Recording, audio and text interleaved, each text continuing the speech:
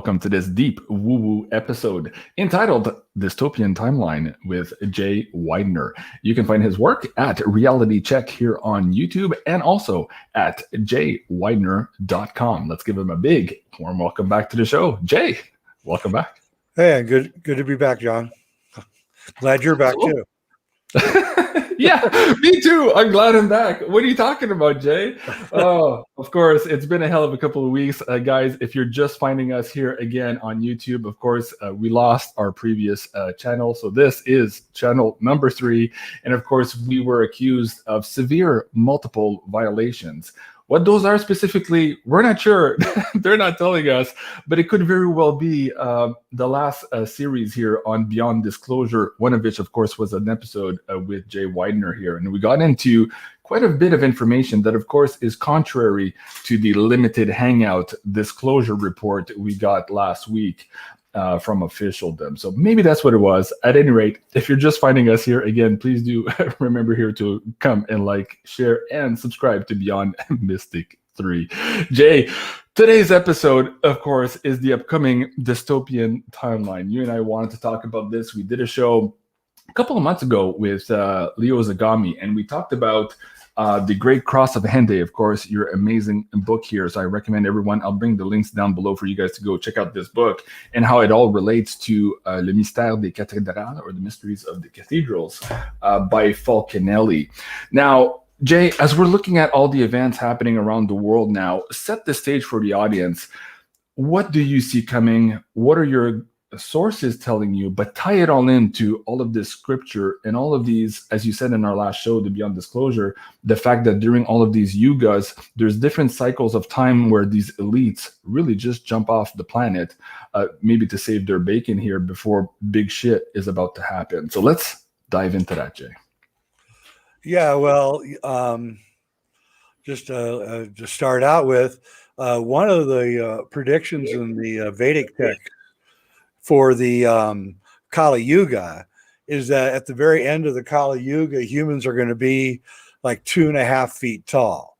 And I was watching a YouTube with a bunch of people for the World Economic Forum, and they were one of them, and not being facetious, completely serious, I believe he was from China, said that the best way for us to save on resources and to save the environment is to genetically modify ourselves so that we're only 2.5 feet tall. And everyone nodded in agreement. So, you try to figure out how we would get from 6 feet to 2.5 feet. It's always been kind of a hard thing for me to figure out. But now I realize that, they're actually thinking of doing this, modifying us and turning us into extremely short people. My wife was watching that show and she got up and said, "That's it. I'm going to go work in the garden." So it was like, she just short-circuited her brain. Right. And so we are moving into this area where the genetically modifying us is going to become common. And what we're seeing right now is the ascendancy of a scientific elite who make all the decisions, and it's starting to irritate like the scientific community, because science and the science method is that you take something and you examine it and you consider all aspects of it, and then things that are not part of it you discard. So right. Any ideas that are wrong about something you discard until you got the thing completely described and you understand it as a model. But today, you're not allowed to talk about things. So you're not allowed to experiment. Doctors can't experiment. Yes. In fact, that show right there is one of them. And it's very fascinating to watch, what's his name? Brett Weinstein. This guy's an evolutionary biologist, a super smart guy, but he's, a middle of the roader. He's a normie. And so it's fascinating to watch this guy as he's trying to talk science on his YouTube show, and he keeps getting kicked off, and he doesn't understand it. And everybody that he has on the show are scientists also. And what they're saying is all backed up by what their experiences and what they've done. And then they're getting kicked off. And so now he is now moving from woke to awake, because there's a big difference between woke and awake. And it's fascinating to watch. And his wife's doing it too. So she's moving over to it also. And so I'm watching a whole, what they're doing by making it so that we can't talk about anything is they're taking this whole middle part of the normies and moving them over into our part. And they're moving all crowding in, and they're saying things like, well, there must be something else going on here. Well, they wouldn't be doing this if there's something that we don't understand is happening. And why is science being handed down from above? Science doesn't work that way. Scientists is us on the ground doing our work. And then we go to the people above and we present our work. And then we decide whether our work is has efficacy or not. And that's what you're supposed to be doing, but that's not what they're doing. And so this is all playing into this dystopia that's coming, where we're essentially being told that we're not allowed to think. That's why you got it, and why this could get it, because the people that advocate that no, we're all capable of understanding these things. We can look into it. We can listen to the experts, and we can make our own decisions. And that is being taken away. We're being told now. In other words, they're playing their last cards. This is it. I mean, there's no turning back from where they're going. That's what's so interesting about this. They're going down a path, and now there's no turning back. Because if they turn back now, the pitchforks and the torches are going to come out. And so we know where they're going. I mean, if you don't know where they're going, go watch Soylent Green, I guess, with Charlton Heston. That would be a good one. William Lester is saying here, suppression of truth. Yeah, absolutely. And what we were just talking about, there's the Weinstein episodes going from woke to awake, but also now the doctors who are being threatened with 6 months in jail for prescribing alternatives, and we won't talk about why here, because they're basically subscribing alternatives because they say they took the oath to do no harm. And we're looking at the own registered reports of all of these damages. I'll just call them that here now. And some doctors are saying, well, no, I don't want to inflict damages on my patients. So even those people now in Australia are being threatened with 6 months in jail. Can you imagine that? And here, of course, this is a great picture of the screen. Yeah, the fear is going away. People are starting to wake up. So now, of course, we have to get ready for a whole new line of bullshit and propaganda. And this is really do. Yeah. Well, let's talk about that. You just mentioned here, and I totally agree with you. They can't go back. Now, not only have they doubled down, they've tripled down, they've quadrupled down. I mean, this is just crazy. They're all in, and there's nothing going to stop them now, unless there is a huge awakening and perhaps either a military faction that has more strength or more capability that we're aware of, or also maybe divine intervention. Where do you want to go from here, Jay? Well, first we have to kind of think about what we're facing here. And what we're facing is, in my point of view, I don't know what your psychics are telling you, and this is not psychic, this is just me as a practical person, and what I know and the people I talk to and all that kind of thing. I say that we've got to get through the next 4 years. That's what I'm thinking. That if we can get through somehow the next 4 years, then we're going to probably be all right. But the next 4 years are going to be so topsy-turvy, so crazy dystopian that it's going to be really bad. And I hope that the people listening to this, start taking precautions, because it's not that hard. You can build a greenhouse for under $100 if you know how to do it, and you can start growing your own food. And I grow a lot of my own food, and I work my ass off, and just got done working, and I'm going to go after this and start back working again. And it's a lot. It's a big pain in the ass to do it, but at the same time, I think we now have to face the reality that our day-to-day lives are going to become much more working. and less leisurely. Unless you're not preparing yourself, and if you're not preparing yourself, then you're going to be in very deep trouble. And I hope everybody is preparing themselves. And there's a number of ways to prepare. There's not just one way to prepare. There's many ways, and you should probably doing as many of those ways as you can. And you can go watch prepper shows, and there's all sorts of great stuff on YouTube on how you can prep for what's about to happen. But here's the thing. There's no doubt that it's going to happen. Now, that's the thing. Right. They've turned too many switches. They've pulled too many handles. There's no doubt where the train's going.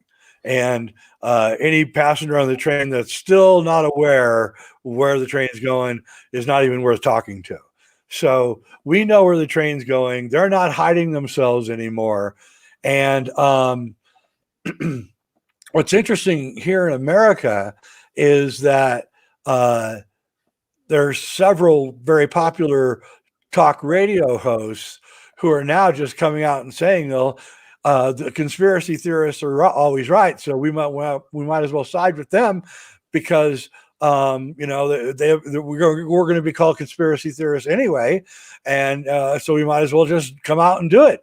And I find that interesting. So, and these are not what do you call these are normies, right?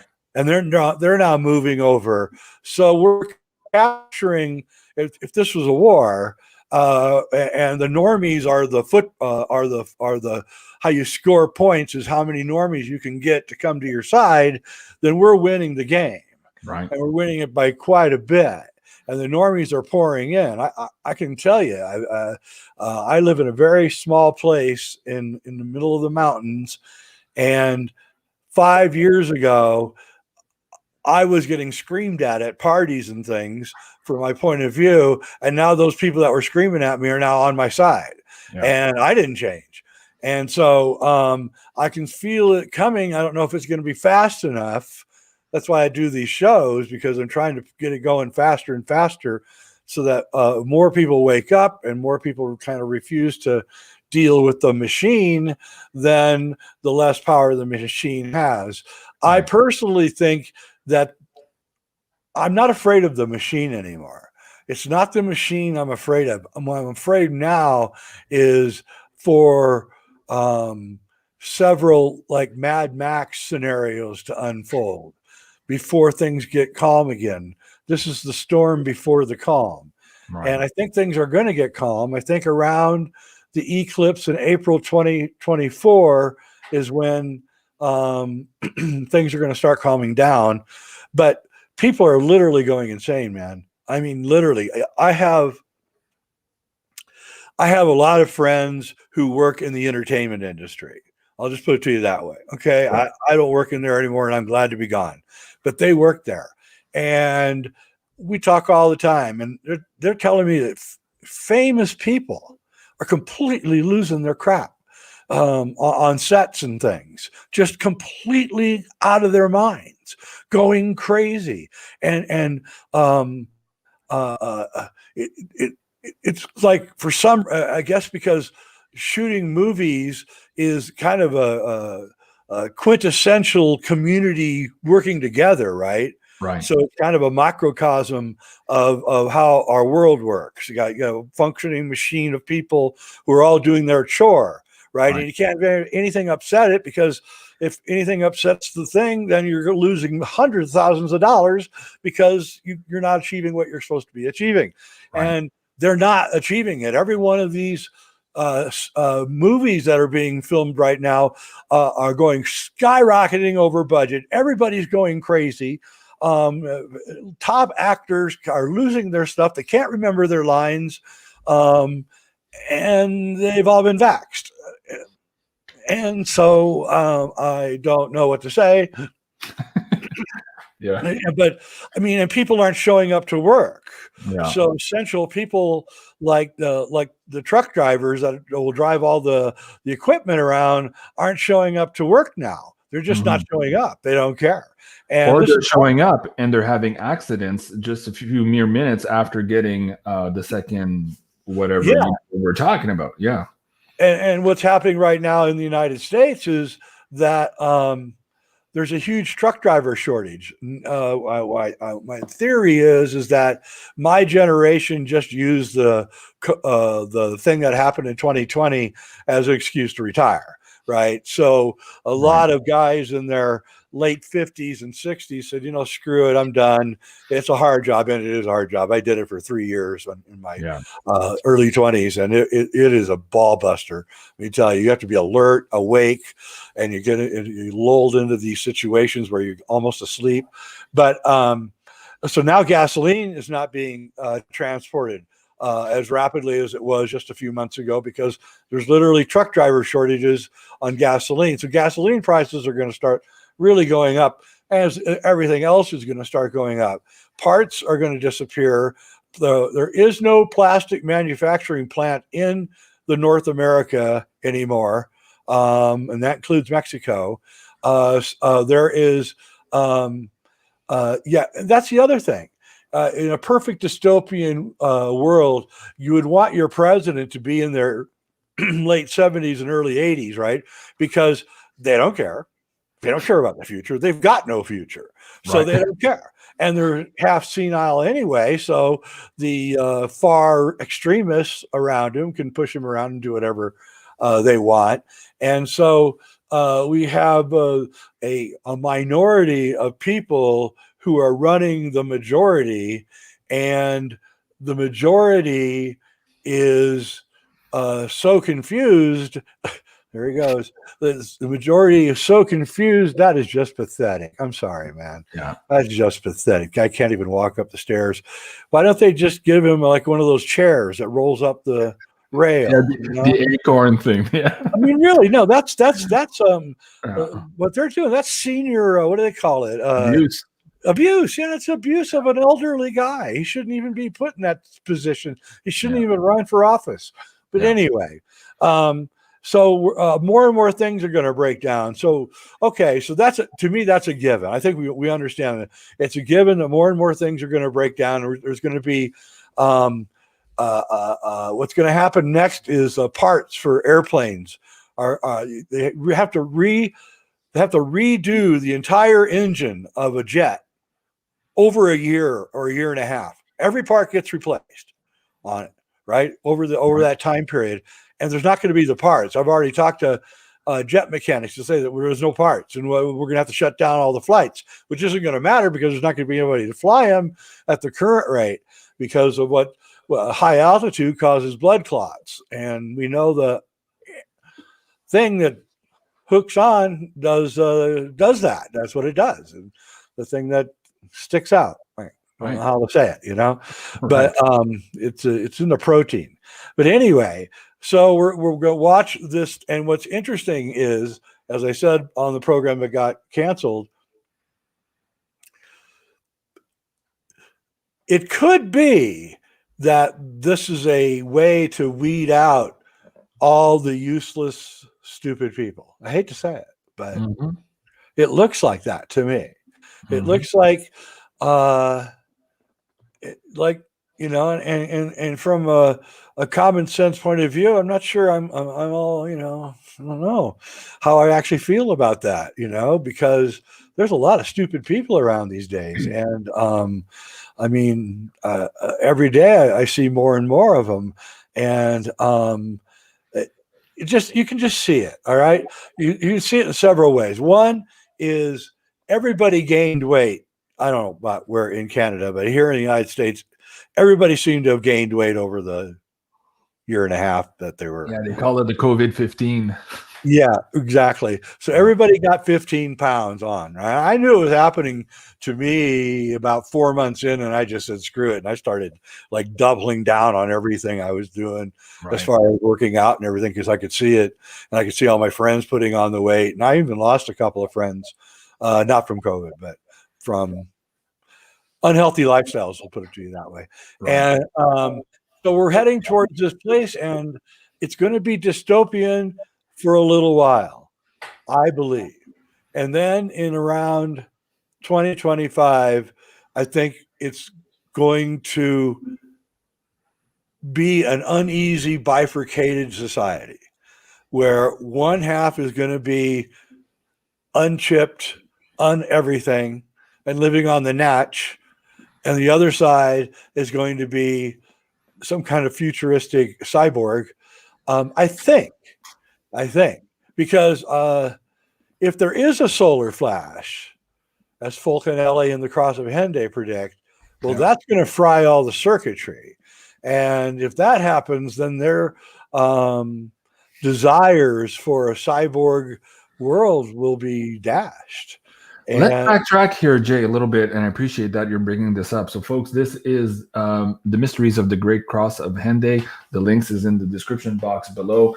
Maybe take 5 minutes here to recap how you did the pilgrimage of the Fulcanelli book and got into this idea of the Great Cross and what it portends for the people who have not seen that episode, because it ties in right now to these cycles of times that we find ourselves in. Yeah, that's why I'm so interested in what we're going through now. And of course, it's very likely that when the sun's magnetism drops, as it is right now, that's when it happens. I don't think it's any accident that the Cross of Henday was built around 1600. That would be right around the last time that there was the Maunder minimum. It was getting very cold at that time in Europe, and the little mini ice age was on. And we don't know what kind of solar activity happened, not really. So the Cross of Henday is a cross that Fulcanelli mentions at the last chapter of his book, The Mystery of the Cathedrals. And Fulcanelli intimates that, the story of the end of the age is inscribed on this cross, and those who can figure it out can figure out a lot of other knowledge. So, I was I think I was 32 years old when I first read Mystery of the Cathedrals, and it spurred me on to completely consumed my life for years, and it became my only focus. And I'm just trying to decipher what the Cross of Henday was saying, and what I've discovered was that the Cross of Henday is describing a solar flash, a solar flare, a plasma event that happens at the end of the age. It is the defining end of the age. I've since found, of course, Vedic texts describing the same thing. And I've since discovered that a lot of the secrets of Freemasonry are around this solar flash. And I think, and so what happened is that Mystery of the Cathedrals got published in the United States in English, finally, in 1957. It came out, Mary Schwarter's version. And we know that the CIA and the OSS before them were very interested in Fulcanelli. They spent a lot of time in France looking for him. But Fulcanelli escaped to South America with Marconi, and to start an alchemical lab up in the Andes, but he was long gone. But so they read this book. I know they did. I've been told by insiders that they're totally into alchemy and the occult and all this stuff. And when they got to the Cross of Henday, I'm sure they read it and were as curious about it as I was, right? So they probably looked into it with some degree. And then they realized what I realized probably before I ever realized it, like say 1959, 1960. Then suddenly we see the deep underground military bases being built. Suddenly we see the first evidence of a secret space program happening. We see all the research into anti-gravity go underground, go completely quiet out of the mainstream press, or it was for all during the 50s. And we see the creation of NASA. So we see, and one of the purposes of NASA, and their opening statements about what their purpose is to find extraterrestrial artifacts on other planets. So they're already talking about finding stuff out there in late 1950s, early 1960s. So the Cross of Henday seems to have spurred the government into the world government, because it wasn't just the United States that were doing all these things, into kind of taking precautions, which is a good thing. And then, of course, when I came out with that book in 2004, I was called a fearmonger by NASA, not by name. He's a fearmonger. He's running around on radio shows telling everyone there's going to be these solar flares that are going to fry the Earth. And the sun is a very stable star. It does not have that much variability. But then they send SOHO up about a year later, right, 2005 or so, and all of a sudden now it's, oh my God, the sun's a hugely variable star. It goes through long cycles and short cycles, and then they started looking into the Chinese, who kept counts on sunspots for 2,000 years, and they realized every time that the sunspots went down to almost none, that's when we went into these mini ice ages. And so they began figuring it all out. And I believe the Great Reset is scheduled for now, because they know about these cycles. And one of these cycles is, of course, inscribed on the Cross of Henday, which basically says that there's going to be a double catastrophe. And the 4 A's are the 4 ages of the yugas, the 4 yugas. We have the Golden Age, the Silver Age, the Copper Age, and the Iron Age, which is the Kali Yuga, which is what we're in right now, the most dense. And so we go through these cycles, and we're right now in the Kali Yuga, and it may be coming to a close here soon with the explosion of our star. And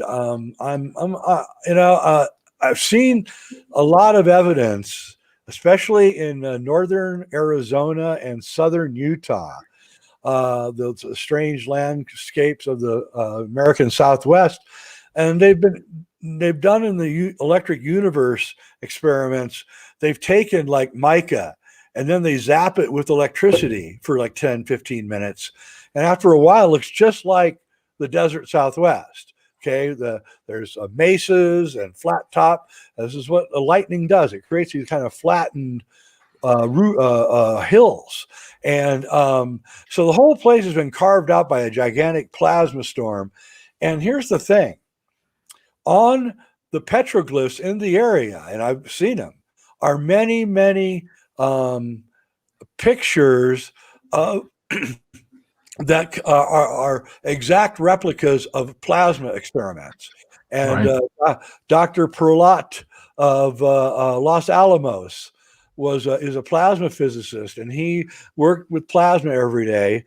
And one day his wife made him go to the art show in Santa Fe, down in the square in Santa Fe, where all these American Southwest Indian art shops are. And he started going through all these, Southwest Indian art shops, and he started seeing these same patterns that you're showing in the Indian art, right? And realized that they were depicting a plasma event in the skies. And then another electric universe scientist went to the Grand Canyon, which is, again, right in the same area, and declared that this was not from erosion. No way that erosion from the Colorado River could do that much damage. He said, this is a lightning strike. And I flew over the Grand Canyon about 3 years ago at 40,000 feet, directly over it, and looked down. And I've seen lightning strikes out in fields, and I saw one on a golf course once, and I saw one in a forest once. And the Grand Canyon looks just like the results of a lightning striking the ground. So, I mean, you can imagine, that event would have been just jaw-dropping. Let me bring up this one here. A lot are pretending here too that perhaps what Jay is talking about now too is the cause of this Valles Marineris on Mars, this huge car on Mars. And also, I wanted to point out while we're here, John Levy does a great show here. Go check him out on YouTube. Just look for John Levy. He has a lot of great videos where he's showing some of the proof that Jay's talking about here, this weird vitrification in the sand and these telltale signs here of perhaps these resets that have occurred before and the remnants here in physicality of those resets. Speaking of John Levy too, somebody in the chat was asking, hey Jay, I don't see the question anymore. They were asking you if the Grace Cross of Henday was connected to Tartaria. Oh, here it is. What are your thoughts on that? Well, I do think that, and I think, let me read you something. I talked about this in our last show, but if I've got it up here, I want to read it. Hang on. Let me see if I can find that. Here it is. This is 1857. This is Antiquities of America. I have checked. This is a real article. I'm going to skip the first half. It just talks about how beautiful the United States is, right? And all that, from California to Minnesota and all that. But then on the second paragraph, the author of this article that's in the Antiquities America magazine in 1857 now, just remember, strange as it may appear, America abounds in antiquities, so extensive, so beautiful and majestic as to rival those of Thebes of Nineveh, ruins of ancient cities of immense extent, fortifications, mounds and pyramids, temples with walls built of hewn stone, showing a refined taste in architecture, and adorned with human figures, beautifully executed, large altars ornamented with hieroglyphics, probably giving a record of those who reared them, but which no man has been able to decipher, remains of ancient palaces, with beautiful specimens of sculpture and painting, with many other marks of greatness, prove to us that this is not a new world, but that a powerful empire existed at a very remote period of time, teeming with a population, highly skilled in arts, and in a state of civilization far beyond anything we've been led to conceive of the Aborigines previous to the discovery of this continent by the Europeans. So, you know, kind of in 1857, they knew about it. Yeah, and let me bring up some other research here to back you up here too. These world fairs, where apparently these buildings were just built for 2 months and then brought down. There's a lot of evidence here that things are not as they seem here. And when you talk about these ornate buildings, the figurines and all of that stuff, absolutely incredible that this was here depicted in that article you just talked about there. Yeah, it is amazing. We now have proof of someone from, you know, that time period talking about it. That was the big thing that we didn't have before. You don't have, you know, anybody talking about finding these artifacts in America, and that itself is an incredible story. Yeah, absolutely. And in this last episode, folks, I'm going to find a way here to re-upload all of these Beyond Disclosure episodes that were deleted from YouTube here to our pay-per-view channel so that you guys can go check that out, specifically this one here, because we talked about a lot of the things we're talking about now. Now, Jay, somebody else was asking me, hold on a second if I can find it. It just dropped off my screen. It had to do with these, again, with Tartaria. Well, okay, let me ask you again here. What was that link between the Great Cross Henday, Tartaria, and some of these resets here that you're talking about, these huge buildings? I think this is where you're alluding to these big architectural buildings that we don't find anymore in North America, but we did a couple hundred years ago. How does that tie into Tartaria? Who are those people and where did they go? A lot of new audience here just catching up to this show. They're not sure what this topic is all about. Well, if you look at old maps, you see that most of Russia and China are occupied by a gigantic country called Tartaria. And we also know that the KGB, the Russian intelligence service, had a whole bureau dedicated to wiping all of Tartaria out of Russian history. You know, of course, you have to ask yourself why that would be. And also, you know, there's problems with stuff in America being built by unskilled labor, like way too fast, like the big cathedral in Salt Lake City. Supposedly 159 Mormons arrive in Salt Lake City, and in just a few years, these people have built this gigantic edifice which in Europe, a cathedral would take 150 to 200 years to build. So, and this is horse and buggy, no electricity. And so a lot of questions are being raised as to what is really going on here. Of course, the more outlandish ones are saying that, places like San Francisco were already there, and that the buildings were already there, and that the people came at the gold rush and found a city waiting for them, and they didn't know where it came from, and the people that were there acted like they had built it, and nobody questioned the narrative, and everybody just went on. And certainly pictures of San Francisco from the 1850s, of which I have many, certainly show an awful lot of buildings having been built in 10 years in San Francisco, and a lot of them look aged. They don't look like they're new. The other problem with these pictures of San Francisco in the 1850s is that there's no pictures of any buildings being built. So you would think there must be a huge building rush going on, but there isn't. And so I'm getting to the bottom of it right now. I have 3 construction people, the people with backgrounds in creating big projects, and I'm having them look at some of this evidence, and then they're going to tell me how long it would take to build this, and how many men it would take, and how much it would cost, and how long it would take to plan and build. And I'm going to get to the bottom of it, and I'm going to find out what it is. But what's interesting is that this subject is starting to become verboten by the network we're on, which is interesting. Why would looking into history be something that is now being taboo, right? It brings us too close to the fact that humans are going through these cyclical resets, and people who are holding the power over us don't want us to know that. Otherwise, we would make changes, and we would probably seek information to save ourselves, whereas these elites are trying to take all the lifeboats for themselves. In this last episode, you talked about the lifeboats, maybe in Antarctica. Let's talk about that a little bit here, and say also, give the audience here what you understand to be the link in the Mahabharata and the story of people also leaving the planet during these cyclical cataclysmic events here on the planet. Yeah, in the Vedic text, they talk about, of course, the end of the world, which is when the sun explodes and everything fries on Earth, and the entire planet is cleansed, and for the renewal that will happen in the Golden Age. But the fire that destroys the planet is necessary, that says, for the Golden Age to happen. In other words, it's spiritually, I guess you would say, what it means is that as long as what the ancients in India and Egypt believed was that part of your soul was linked to your bones, and your ka is linked to your bones.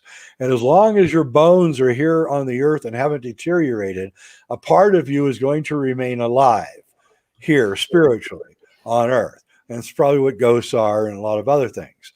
So in order for the planet to be completely cleansed of everything that happened in the Kali Yuga, all those bones must be burnt to dust. Or spiritually, the planet cannot be renewed. So that's why that has to happen. So the elites, right before, it says in the Vedic text, right before this event of the sun happens, they create gigantic arcs, ARKS, arcs, like Noah's Ark, and go to a planet called Mahar, Mahar, Mahar, where they wait out the Kali Yuga. And then they come back and they reseed the planet. So they're an integral part of the Golden Age, and that they come back with the genes and everything necessary to restart the planet. So it's very close to the story of Noah's Ark in a way, and that Noah took all the genes of the animals with him on a giant ark and waited out the deluge. But this isn't the deluge. This is the Kali Yuga, where the great solar flash comes and fries the planet. And here's the thing. If I wanted to point this out, it's really important. If there was a plasma event in the American Southwest, all right, and if the Indians are depicting this plasma event on their petroglyphs, which they are, and those petroglyphs have a limited time period to be on these walls here in America, on the walls where they're drawn, because they're out in the open, they're going to be eroded eventually. That would mean that, I don't know expert how long these petroglyphs last. If someone out there knows, I'd love to find out. But let's say they last 500 years. I think that's probably a long estimate, but especially with the winds that we get in the Southwest. Let's say they do last 500 years. Then that means that plasma event happened just, a short period of time ago. Right. And that should be a cause of alarm, because that may mean that these events are not happening like once every 12,000 years, as I surmised in the book that I wrote, but that they're happening maybe every 400 years, which is what I'm now suspecting. And they happen at different places on Earth. So, and they have, and they're kind of more ongoing. They're not just a sudden event. And we don't know really what they are. In other words, they hit and we don't know what hit us. And all we do now is a gigantic fire from the strike, right? And so all the fires that occurred in the United States and in Canada from 1850 to about 1910 or so, every major city in the United States burned down. I mean, it's kind of amazing. It was a hell of a candle fire. Yeah. Every city had a big, gigantic fire. Every Seattle, Chicago, San Francisco, St. Louis. You just go on and on. New York, and Canada too. All have these big fires, and so you have to start wondering what we're exactly looking at, and like on a personal level, I'm from Omaha, Nebraska, and I remember when I was living there as a kid, I remember these gigantic, incredible buildings being torn down, and trying to figure out why they were tearing down these amazing buildings, which I have recovered pictures of them, and it was clear that the doors were 12 feet high, and I don't know. I mean, why would you tear down perfectly good buildings? And they did, and they did it all over the United States, all during the entire 20th century, from 1910 to 1965. They more or less just ravaged the entire downtown of every city in the United States. It was kind of amazing. Right. Let me focus you back here. We talked about this electric universe, these scars happening when these lightning strikes appear. I had this one on the screen here. That's absolutely amazing. Now, you talked about the Mahabharata, and in our last show, you said that Mahar was actually the planet Mars. And I was just like, whoa. Did you just connect something for me? Because I had never made that connection before in the Mahabharata storyline. Now, what's interesting now, if we go back to that Mars dead planet for the audience, is this why the elites maybe this time around are not planning to go to Mars, but maybe they're building all of these underground tunnels? And perhaps are they also looking for other places in space or in our solar system here to go hide out these times? What are your thoughts on all of that now for this next cycle that we're about to hit? Where are these guys going? Well, okay, I'm just going to say it. Oh, shit. I keep asking the tough questions, and of course it's going to get us deleted again, folks. Anyways, keep going, Jay. Keep going. All right. So if you've actually looked at a lot of the NASA work on other planets in our solar system, you find evidence of civilization currently on Venus, on Mars, on the moon, on Phobos. And that didn't just get made in the last 30 years, okay? Right. That's been there the whole time. All right. So there's been an type 2 civilization living in our solar system with us the entire time. And they know it. And they've known it for a long time. They knew it when they put the, oh, shoot, I'm going to forget the name of it. It was a lunar probe that went over the moon in 1966 and took pictures. It was made by Boeing, lunar orbiter 1 and 2. And it took pictures of photographs of the moon and sent it back. And, you know, literally buildings and roads and all sorts of stuff, towers. And so I think we just have to realize that, you know, there's an interplanetary civilization already, and the elites are in contact with those people. And so the elites are just going to the places that already exist. And we are some kind of farm. I mean, if you look at like Vedic culture, you'll see, especially like their songs that they sing them in the back and forth. I forget the name of them, the style, but it's really a lot of fun. So they'll have a lead singer on stage and he'll be saying a line, and then the audience will repeat the line, and it goes back and forth. But if you actually listen to what's being said, it's, you know, oh, great God, Rama, we are here for you. We will work for you. We will slave for you. We will give you our food. We will give you our water. We will clean your clothes. And, you know, this is what's going on. And this is part of the religion. And, you know, then you have to go and give your cows and your food at the mouth of the cave. And the next day they're all gone. And this is not just in India. This is all over the Middle East and even in the Native American cultures. So there's this, you know, there's these beings that coexist with us. I call them the crypto-terrestrials, and they've been around all the time that we're around, and they just use us. And right now they're changing the farm for some reason. Mm-hmm. We talked about that on the last show, and the different factions here between some of these type 2 civilizations and also perhaps our breakaway civilization, and the struggle between both of them here in this idea of disclosure. Again, folks, if you give me a couple of days, maybe a week to, I'm going to try to re-upload all of this stuff on our private server so you can go and have access to that. It's unfortunate that they're deleted again here on YouTube, but that's the name of the game.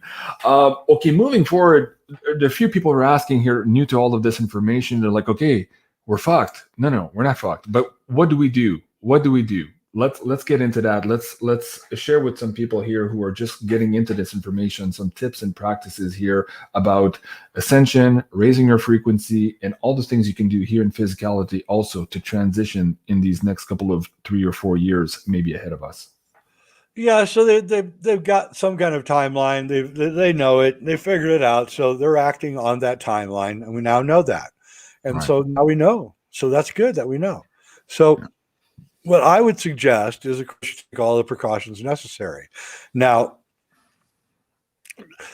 I don't know how severe the next solar storm is going to be. I don't know if it's going to just hit one side of the earth. That certainly is what mythology seems to imply, is that one side gets flooded while one side gets caught on fire. So I'm sensing that it's a quick hit, boom, and whatever side is facing the earth, it's going to be the side that's going to get it. Now, if you are on that side when it happens, I suggest that you look around your area for a cave, and make sure that you can get into the cave, and make sure you have a get out bag ready to go, because you are going to have some time. It's not going to be, you know, absolutely sudden. There's going to be a lot of things that are going to happen to tell you that it's happening. There's going to be you'll be able to see the aurora borealis probably, so that'll tell you that things are heating up. So, you know, get out. You can get to safety in a cave. There's many stories. The Hopi went into a cave. the Inca, the previous people to the Inca went into a cave with. So there are ways to get around it, and it's just a flash, and then it's over. And if you're not in an area that's too densely populated, you may have a chance. But at the same time, it's death, yes, but is death really death? Wag the dog, right? And is death really death? And of course, I don't believe it is. So I'm not really too afraid of any of this, and I don't think anybody listening should be either. There's a law. You are an eternal being, and you live long beyond your body. Sorry about that. My dog's going ballistic. There's somebody delivering something here, so I might have to mute again very quickly. Okay, Jay, as we round up the show here today, let's talk about your YouTube channel, what's coming up in some of the interviews. You're hot on the trail of a lot of these reset informations here. Point to the audience maybe some of the episodes you think they should watch that correlate to all of this, and also let them know maybe what's coming up and what you're working on here. And I see that you're looking at this new high vibe diet as well. Let's talk about that. Yeah, so I wanted to get out the high vibe diet, and I wanted to get out how to improve your own personal space during the dystopian times. But I'm really interested now in like going after this whole idea that there was a high tech. No, high tech isn't the word. A high and highly advanced civilization here in the Americas, and that they built a lot of these buildings that like the Capitol in Ontario and all these buildings that seem kind of hard to believe that they were built the time frames that were being told.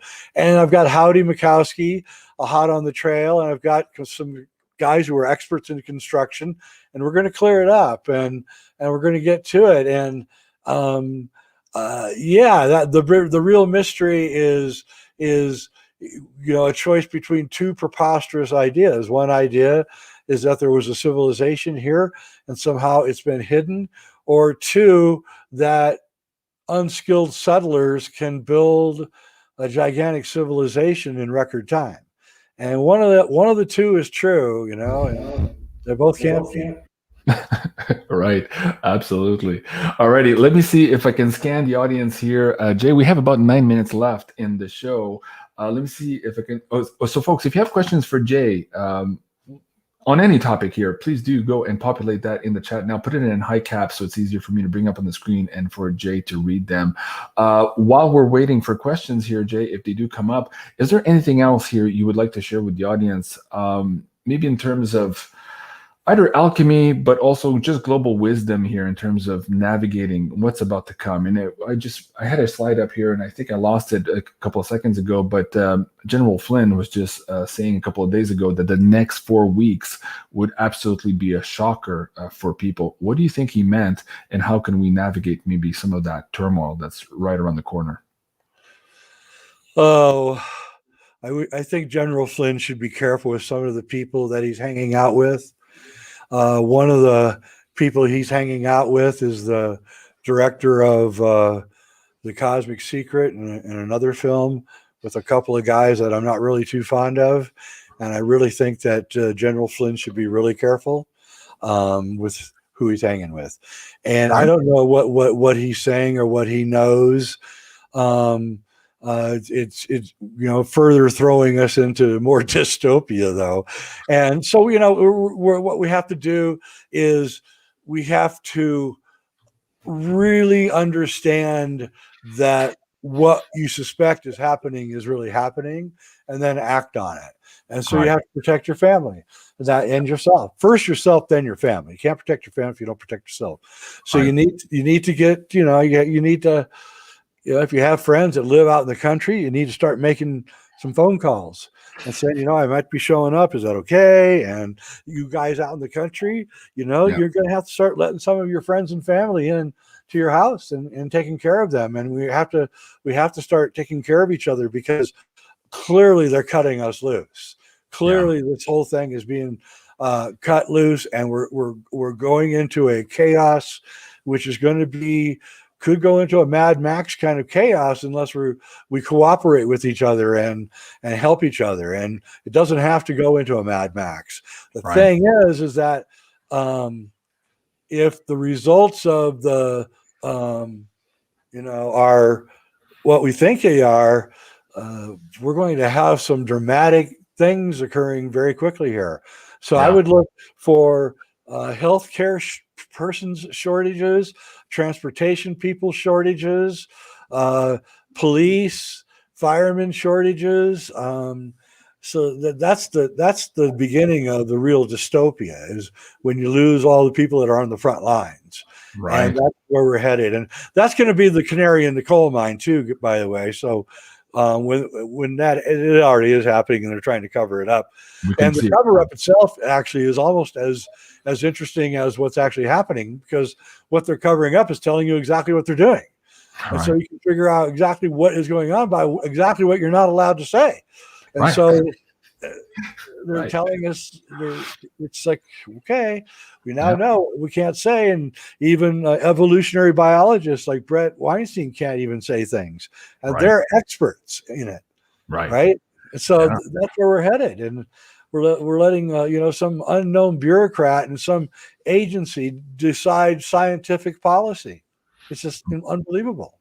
Absolutely unbelievable. Okay, there's a few questions here for you in the chat. I wanted to ask you a question here first before I forget it, and I just had it on the screen. Where did you go? God damn it. I just lost it. Wait a second. Hold on. Sorry about that, folks. Again, I'm just rebuilding this whole platform here. Okay, let's start maybe with this one. I want to have your take on that. I know it's a critical topic here, but Cliff was just posting that some upcode return values were actually initiated in this dead man switch here. We're talking about 31 terabytes of information that could be absolutely very, very incriminating to some folks. Perhaps maybe that was what General Flynn was alluding to, or others right now who are talking about big, big shocks coming in the next couple of weeks. So I wanted to have your take on that. Do you think that this dead man switch will also, or maybe be even more powerful than the Snowden and the Assange documents, seeing as it's going to be run on a blockchain and it's going to be immutable in that sense? Well, let me tell you, I knew John McAfee, and he's probably one of my very favorite people on planet Earth. And if there's anybody that can do that, it's him. Trust me. If there's anybody that would do it, it's him. Because the way that he was treated by this government when he was in trouble in Belize, and they didn't support him, even though he was completely set up by the governor of, or the government of Belize, and he didn't hurt anybody.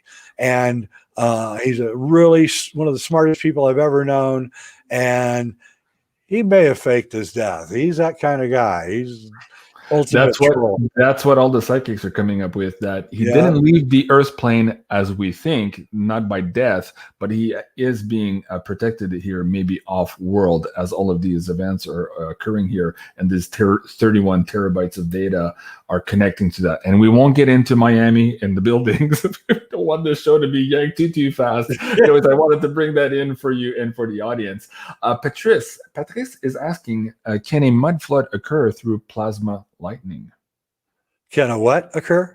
Can a mud flood occur through a plasma lightning? Yeah, lightning can cause liquefaction of the earth or the ground. Yes, lightning can cause the ground to turn into a slurry and start moving rather rapidly. It can even down to 18 feet, if you can imagine that. So yes, plasma can cause a liquefaction of the earth. Yes. Wow, absolutely interesting. And why do you think they're closing these solar observatories? I don't think they're actually closing them. I think they're actually just closing the data to the public so that we don't see them. What are your thoughts on that? Well, yeah, I think that's what's going on. But I want to talk about one other thing, because it has to do with alchemy. Okay. And that is that one time I had a job, and I had a crazy employer, and it was in the film business, and I had to repair a light while the electricity was still going, a light socket. And I said to the guy, well, you know, if I touch the side of the socket with the screwdriver, it's going to explode, and we're going to have an electrical explosion. He goes, well, don't do it. You know, don't hit the side. So he was crazy. And he didn't want the production to shut down, was what was going on here. Right. So I said, okay. So I got on a chair, a wooden chair, and a guy with a broom going to push me off the chair. And I started taking the screwdriver and unscrewing the screw in the center of the socket, when sure enough, I hit the side. A gigantic explosion happens. I get knocked off the chair. All the electricity goes out, and the whole shoot ends for like 2 days. And your dog's barking. And what I'm telling you this is that after this was over, we began looking. All I had in my hand was the plastic handle of this 11-inch screwdriver, and a little smoke coming out. And we could not find the metal anywhere, right? It was gone. And we looked and looked and looked, and there was no pile of molten metal or anything anywhere. It was completely disappeared. When they started making ships in the Philadelphia shipyard at the beginning of World War II, the way that they decided to make the ships really quickly was they invented arc welding. And that gave them the power. You know, you fill the capacitor way up with a charge, and then you hit it, and you could weld the ship and really quickly make ships. Well, what they discovered was that metal tools kept disappearing in the shipbuilding yards, wrenches and things, and they couldn't figure out what was going on. They thought the workers were stealing stuff, so they started searching the workers at night, and nobody ever had anything, but the tools kept disappearing. And then one day they realized that the high amounts of electricity were causing the metal objects to completely disappear. That's a huge thing. And wow. Once you consider that they discovered that you can literally cause something to disappear from this dimension using high amounts of electricity, then these plasma storms take on a completely different meaning. In other words, is it also a time storm of some kind? Okay, you just blew my mind. Thank you for that, Jay. That's amazing. We should do another show on that. We can tie in the Philadelphia experiments and how that connects all of that too. That's absolutely fascinating. And as you can hear the dogs here, I'm on my schedule too, and I have to go. So thank you so much, Jay, for being here today. Yep. Folks, that was the dystopian timeline here with Jay WEIDNER. You can find his work, of course, at Reality Check here on YouTube, and also at jweidner.com. And finally, if you like this stuff and you want to see more of this, please do consider supporting us here on our Patreon at the Insider Access Pass. You guys make it possible for me to continue to be out here, even though we continue to face all of these termination and censorship and economic warfare tactics. And if you want to check out the shows here, as we rebuild the platform on the pay-per-view channel here with some of these deleted episodes from YouTube, you can find us at beyondmystic.net/pay-per-view. And there you'll have quite a list of shows to watch, including this last one here from today from Jim Willie, which ties into a lot of the information we were just talking about now with Jay as well. So thank you so much, everyone, for joining. I love you guys. And we'll see you later tonight with Mariam Henin for an episode of the Quantum Woo. So if you're just checking us out now and you're finding us again, please remember here to like, share, and subscribe to our third backup channel here, Jean-Claude at BeyondMystic 3. All right, love you guys. Got to go. I'm Jean-Claude BeyondMystic, and au revoir.